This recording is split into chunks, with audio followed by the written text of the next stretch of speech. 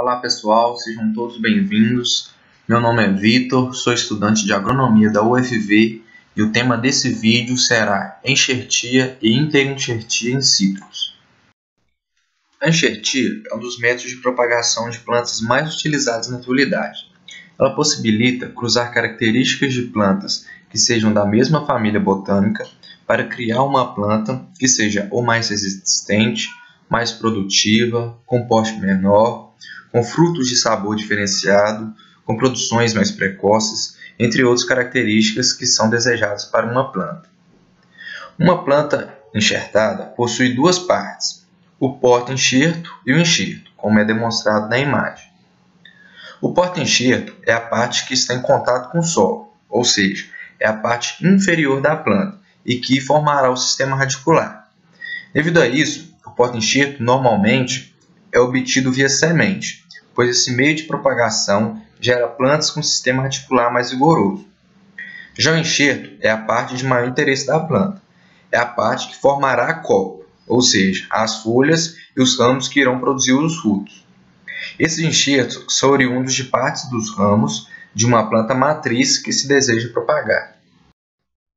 Falando então um pouco mais sobre por que fazer enxertia e quais as vantagens, a enxertia pode ser feita por vários motivos.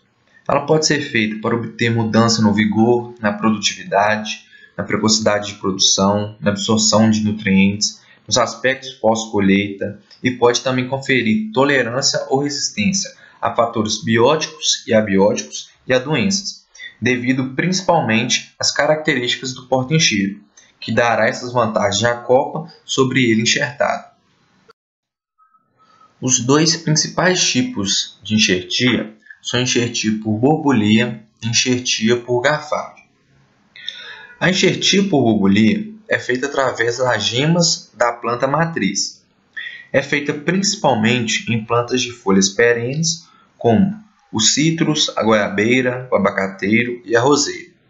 Essa prática consiste em destacar uma gema vegetativa, ou borbulha, da planta matriz e inserir no porta-enxerto, o que será demonstrado à frente. Para obtenção da borbulha, o produtor de mudas enxertadas pode optar por manter em sua propriedade borbulheiras ou pode comprá-las de outro viveirista, que possui registro para a produção dessas borbulhas. As borbulheiras são plantas destinadas exclusivamente para a produção de enxertos, e essas são demonstradas na imagem à esquerda. Na enxertia por garfagem, o enxerto é feito utilizando parte de um ramo da planta matriz. O ideal é que o diâmetro das estacas, assim também chamadas, não ultrapasse 2 cm, pois galhos muito grossos possuem menor chance de sucesso. A enxertia por garfagem é mais utilizada em plantas caducifólias, ou seja, aquelas que perdem as folhas no inverno, como a videira, o pessegueiro e a nectarina. Os materiais necessários para se fazer a enxertia são a tesoura de poda, o canivete de enxertia, a fita plástica e, obviamente, os materiais vegetais que serão utilizados, que são o porta-enxerto, que é recomendado ser produzido via semente, e o enxerto, que pode ser coletado de uma planta matriz que o produtor tem em sua propriedade ou então adquirido de viveiristas registrados. Em citros, a enxertia mais utilizada é a enxertia por borbulia. Nesse caso, será demonstrado a enxertia por borbulia em T invertido. Para se fazer enxertia, o porta-enxerto deve ter aproximadamente 5 mm de diâmetro e a enxertia é recomendado ser feita entre 10 a 15 cm do colo da planta. As borbulhas, depois de colhidas, devem ser utilizadas imediatamente, porém suportam armazenamento por até 2 meses, desde que mantidas em sacos plásticos e refrigerados de 5 a 10 graus Celsius. Primeiramente, com o canivete adequadamente higienizado, vamos fazer o primeiro passo, que é quando se faz um corte longitudinal no porta-enxerto. Posteriormente, no segundo passo, faz-se o corte transversal, embaixo, fazendo assim um formato de T invertido. Posteriormente, se retira uma borbulha ou gema com o canivete, atentando-se em não encostar-se à parte em que foi feito o corte para evitar possíveis contaminações ou oxidação dessa parte devido a gorduras que existem nos dedos. No quarto passo, após a retirada da borbulha do ramo, será realizado então a introdução dessa borbulha, atentando-se que a introdução deve ser feita de baixo para cima, na abertura em T invertido previamente realizado. Feito isso, é necessário fazer então o amarreio. O amarreio é feito com uma fita plástica ou biodegradável com o intuito de segurar a borbulha no local enxertado, evitar a entrada excessiva de água e proteger contra o ressecamento, até que ocorra a cicatrização entre a borbulha e o porta-enxerto. Após então se observar o pegamento da borbulha, pode-se então fazer o corte acima da enxertia feita, como é demonstrado no sexto passo. A enxertia in situ é a principal forma de propagação e a mais utilizada. O uso dessa prática apresenta uma série de vantagens, dado que o porta-enxerto influencia no vigor, na frutificação, na resistência ao frio e à seca, a adaptação a regiões com diferentes características edafoclimáticas, a tolerância da planta a pragas, como também a qualidade da fruta.